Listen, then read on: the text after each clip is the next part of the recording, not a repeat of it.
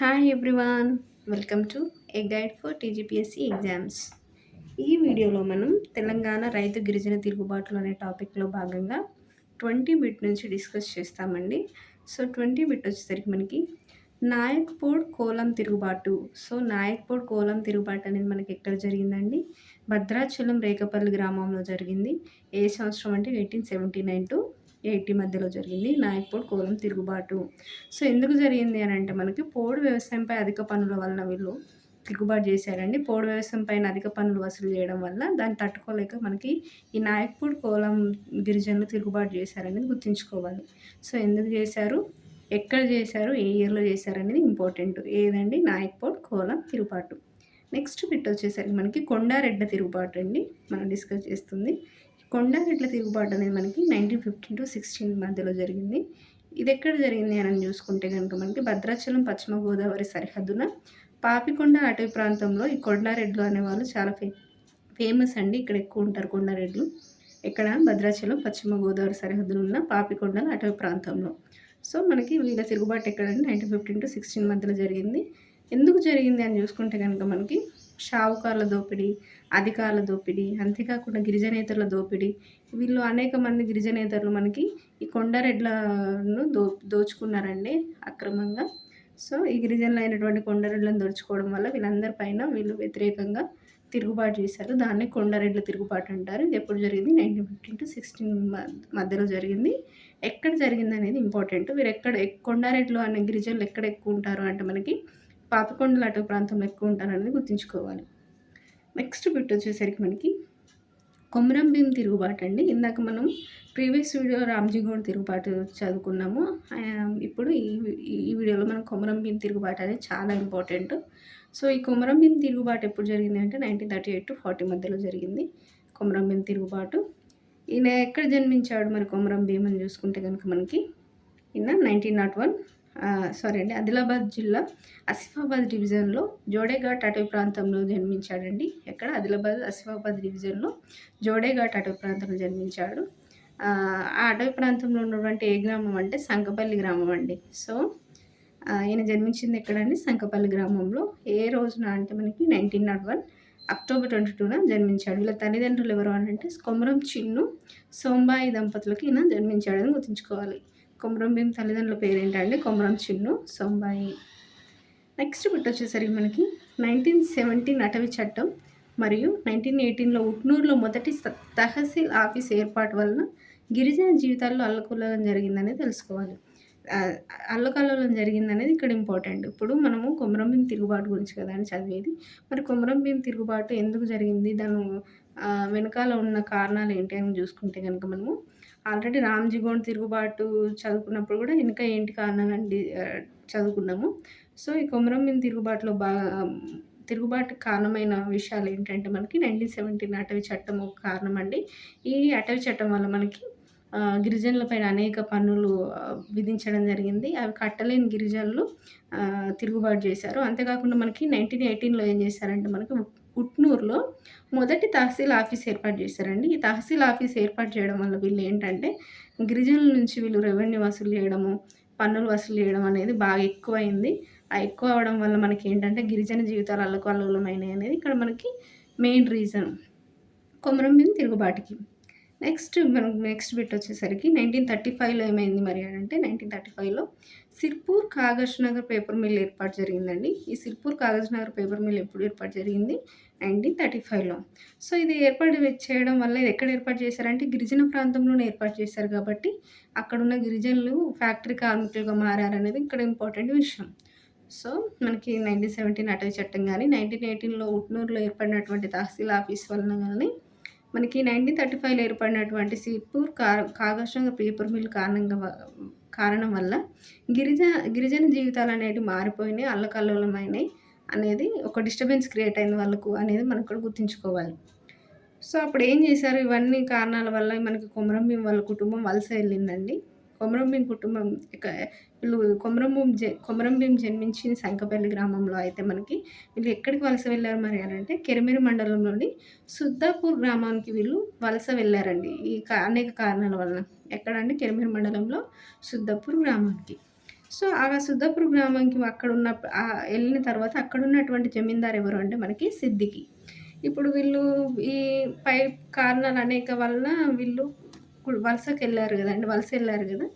వలసెళ్ళిన తర్వాత అక్కడున్నటువంటి జమీందారు సిద్దికి వల్ల వీళ్ళు అనేక ఇబ్బందులు ఎదుర్కొన్నారు అండి. సో, దాన్ని గూడా మనం డిస్కస్ చేద్దాం. ఈ జమీందారు సిద్దికి దోపిడీ వల్ల కొమరం భీం సిద్దికిని హత్య చేశాడు.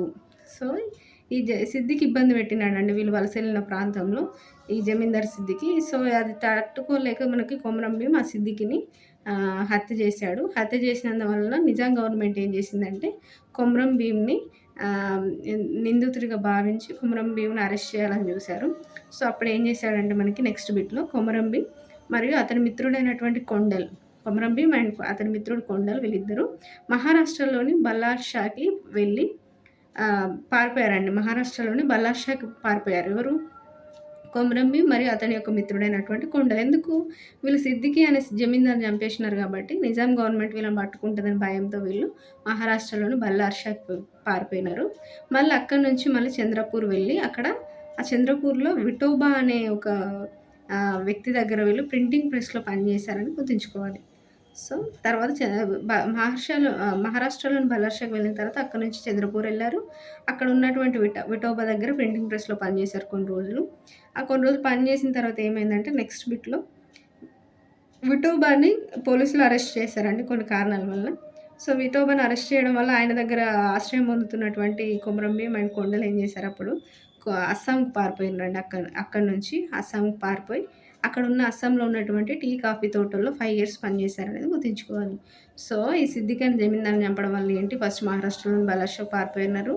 నిజాం గవర్నమెంట్ పట్టుకొని వీళ్ళని ఎక్కడ చంపిస్తదన్న భయంతో తర్వాత అక్కడి నుంచి చంద్రపూర్ వెళ్ళి విఠోబా దగ్గర ప్రింటింగ్ ప్రెస్‌లో పనిచేస్తుంటే విఠోబాని పోలీసులు అరెస్ట్ చేసిర్రని భయపడి వీళ్ళు మళ్ళీ అక్కడి నుంచి మళ్ళీ అస్సాంకి పారిపోయారు. అక్కడ పారిపోయి అక్కడ ఒక 5 ఇయర్స్ పనిచేసిర్రు టీ, కాఫీ తోటల్లో అని గుర్తుంచుకోవాలి. ఆ తర్వాత ఏం జరిగింది అనంటే మనకి 5 ఇయర్స్ పనిచేసిన తర్వాత అస్సాంలో. తర్వాత మళ్ళీ ఆయన తిరిగి ఆసిఫాబాద్‌లోని జోడేఘాట్ ప్రాంతానికి తిరిగొచ్చిండండి ఈయన 5 ఇయర్స్ తర్వాత. కొంచెం ఆ సిట్యుయేషన్ అనేది కొంచెం కూల్ డౌన్ అయిన తర్వాత ఆయన మళ్ళీ తిరిగి జోడేఘాట్‌కి వచ్చాడనేది గుర్తుంచుకోవాలి. నెక్స్ట్ బిట్ వచ్చేసరికి మనకి జోడేఘాట్, బాబేఝరీ అటవీ ప్రాంతాలను కేంద్రంగా చేసుకొని జల్ జంగల్ జమీన్ నినాదంతో గిరిజన హక్కుల కోసం కొమరం భీం పోరాటం చేశాడు. సో, ఆయన జోడేఘాట్‌కి తిరిగి వచ్చిన తర్వాత ఏం చేశాడంటే ఇదంతా కాదని చెప్పేసి ఆయన జోడేఘాట్, బాబేఝరీ అటవీ ప్రాంతాలను కేంద్రంగా చేసుకున్నాడు. అంటే ఏ అటవీ ప్రాంతాలను కేంద్రంగా చేసుకున్నాడు అనేది ఇంపార్టెంట్.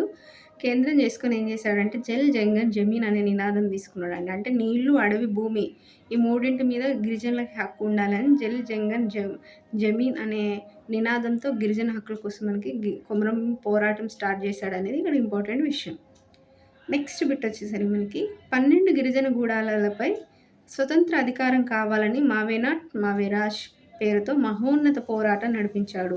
మనకి కొమరం భీం ఏం చేశాడంటే అక్కడ ఉన్న ఒక 12 గిరిజన గూడాలు ఉన్నాయి కదండీ! చుట్టుపక్కల ఉన్న ఒక 12 గిరిజన గూడాల పైన వీళ్ళకి స్వతంత్ర అధికారం కావాలి. అంటే మాకు ఎవరి అధికారం అవసరం లేదు. మాకు బ్రిటిష్ వాళ్ళ పెత్తనం వద్దు.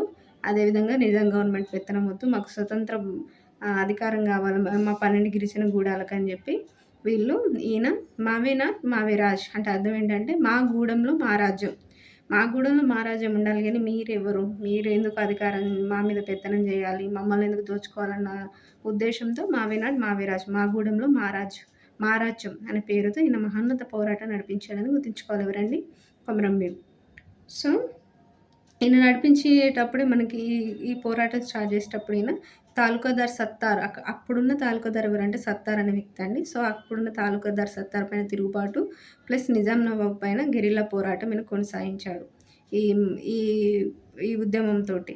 ఎవరండి? తాలూకాదార్ సత్తారు. అదేవిధంగా నిజాం నవాబ్‌పై ఈయన గెరిల్లా పోరాటం కొనసాగించాడు అనేది మనకి ఇక్కడ గుర్తుంచుకోవాలి. నెక్స్ట్ బిట్ వచ్చేసరికి ఈ 1940 అక్టోబర్ 27 ఏం జరిగింది అనంటే మనకి కుర్దు పటేల్ అనే ఒక నమ్మకద్రోహి సమాచారం ఇచ్చాడండి. ఎవరు? కుర్దు పటేల్ అనే వ్యక్తి. ఈయన ఈ నమ్మకద్రోహి సమాచారం మేరకు మనకి అప్పుడున్న తాలూకాదార్ అబ్దుల్ సత్తార్ మనం ఇక్కడ అనుకున్నాం కదండీ! అప్పుడున్న తాలూకాదార్ సత్తార్ పైన కూడా ఈయన తిరుగుబాటు చేశాడు కొమరం భీం అని. సో, ఆ తాలూకాదార్ అబ్దుల్ సత్తారు పోలీసు బలగాలతో దాడి చేశాడండి. ఈ కుర్దు పటేల్ సమాచారం మేరకు.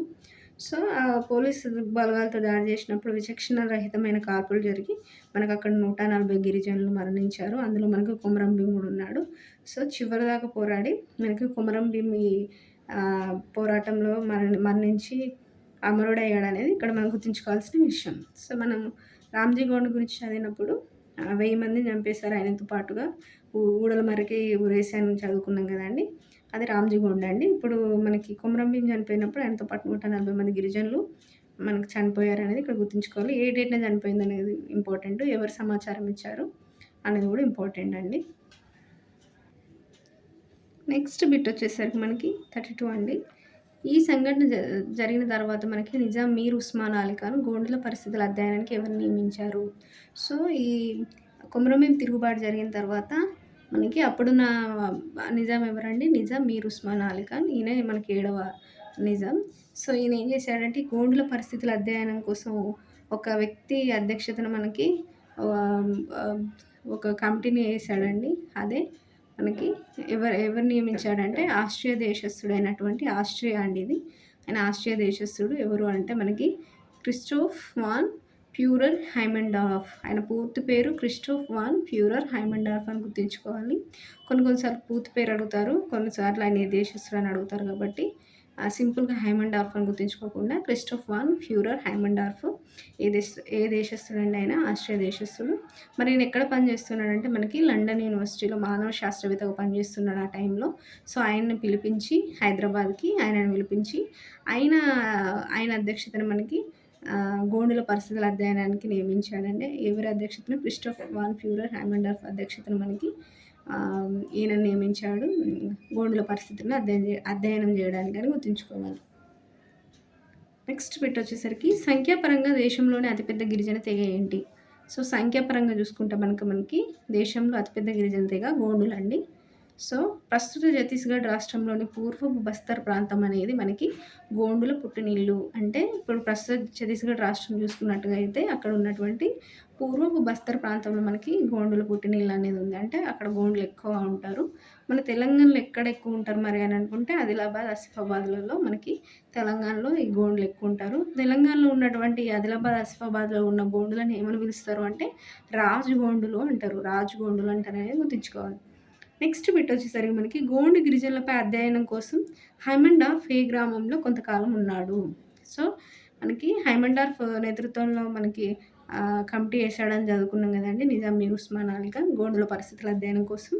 సో, ఆయన ఏం చేశాడంటే మరి వాళ్ళ పరిస్థితులను అధ్యయనం చేయాలంటే వాళ్ళతో పాటు ఉండాలి కాబట్టి ఆయన మర్లవాయి అనే గ్రామంలో కొంతకాలం ఉన్నాడండి ఈ గోండు గిరిజనుల అధ్యయనం కోసం. సో, ఏ గ్రామంలో ఉన్నాడు అనేది ఇంపార్టెంట్. ఇది అడుగుతారు. చాలా సార్లు అడిగారు కాబట్టి ఏ గ్రామంలో ఉన్నాడు అనేది గుర్తుంచుకోవాలి. ఏ గ్రామం అండి? మర్లవాయి. నెక్స్ట్ బిట్ వచ్చేసరికి మనకి హైమండార్ఫ్ సలహాలు సూచనల ప్రకారం మనకి నిజాం ప్లస్ అతని రెవెన్యూ మంత్రి అయినటువంటి విల్ఫ్రెడ్ గ్రిగ్సన్ మనకి దస్తూర్ ఉల్ అమల్ చట్టం తెచ్చారనేది గుర్తుంచుకోవాలి. సో, ఏ ఇయర్‌లో తీసుకొచ్చారంటే 1940లో. సో, హైమండార్ఫ్ వేశారు కదా గిరిజన గోండుల పరిస్థితుల అధ్యయనం కోసము. సో, ఈయన ఇచ్చిన సలహాలు సూచనలు ఈయన అధ్యయనం చేసిన తర్వాత ఆయన యొక్క రిపోర్ట్స్‌ని బట్టి మనకు నిజాము ప్లస్ అప్పుడు ఉన్న నిజాం యొక్క రెవెన్యూ మంత్రి ఎవరంటే విల్ఫ్రెడ్ గ్రిగ్సన్ అండి. వీళ్ళిద్దరు కలిసి మనకి ఒక చట్టాన్ని తీసుకొచ్చిర్రు. గిరిజనుల బాగు కోసం. ఏంటదంటే దస్తూర్ ఉల్ అమల్ చట్టం అండి. ఏ సంవత్సరంలో తీసుకొచ్చారంటే 1940. ఏ చట్టం అనేది ఇంపార్టెంట్ అండి. దస్తూర్ ఉల్ అమల్ చట్టం. ఏ ఇయర్‌లో తెచ్చారంటే 1940. అది కూడా ఇంపార్టెంటే. నెక్స్ట్ బిట్ వచ్చేసరికి మనకి కొమరం భీం పోరాటం ఫలితంగా మనకి ఈ నిజాం రాజ్యంలో చూసుకుంటే మనకి దస్తూర్ ఉల్ అమల్ చట్టం వచ్చింది. కొమరం భీం పోరాట ఫలితంగా మనకి హైమండార్ఫ్ కమిటీ రిపోర్ట్ ప్రకారం. మరి దేశంలో చూసుకున్నట్టయితే ఈ కొమరం భీం పోరాటం ఎంతవరకు మనకి ఇంపాక్ట్ చూపించిందంటే సో, ఈయన పోరాటం ఫలితంగా మనకు రాజ్యాంగంలో 5వ, 6వ షెడ్యూల్‌లో ఆదివాసుల భూమి హక్కుల గురించి వీళ్ళు పొందుపరిచిందండి రాజ్యాంగంలో. అంతేకాకుండా మనకి ఆ తర్వాతి కాలంలో 1/70 చట్టం కూడా వచ్చింది అనేది ఇక్కడ గుర్తుంచుకోవాలి. నెక్స్ట్ బిట్ లాస్ట్ బిట్ వచ్చేసరికి మనకి ఈ కొమరం భీం వర్ధంతిని మనకి అక్టోబర్ నెలలో అశ్వయుజ శుద్ధ పౌర్ణమి నాడు మనకు గోండులు జరుపుకుంటారండి. దాన్ని భీం వర్ధంతిగా జరుపుకుంటారు వీళ్ళు. అంతేకాకుండా మనకు తెలంగాణ గవర్నమెంట్ కూడా ఏంటంటే తెలంగాణ రాష్ట్ర ప్రభుత్వం కొమరం భీం వర్ధంతిని ఏ సంవత్సరం నుంచి అధికారికంగా రాష్ట్ర పండుగగా నిర్వహిస్తుంది? అధికారికంగా రాష్ట్ర పండుగ ఎప్పటి నుంచి నిర్వహిస్తుందండి? 2014 అంటే మనకి తెలంగాణ స్టేట్ ఫార్మ్ అయినప్పటి నుంచి మనకి కొమరంభీం వర్ధంతి అనేది తెలంగాణ రాష్ట్ర ప్రభుత్వం అఫీషియల్‌గా నిర్వహిస్తున్నది. అధికారికంగా రాష్ట్ర పండుగగా అనేది గుర్తుంచుకోవాలి. సో, ఇక్కడికి మనకి తెలంగాణ రైతు గిరిజన తిరుగుబాట్లు డిస్కస్ చేసుకున్నామండి. ఇది మీకు ఈజీగా అర్థమైందని నేను ఆశిస్తున్నాను. Thank you.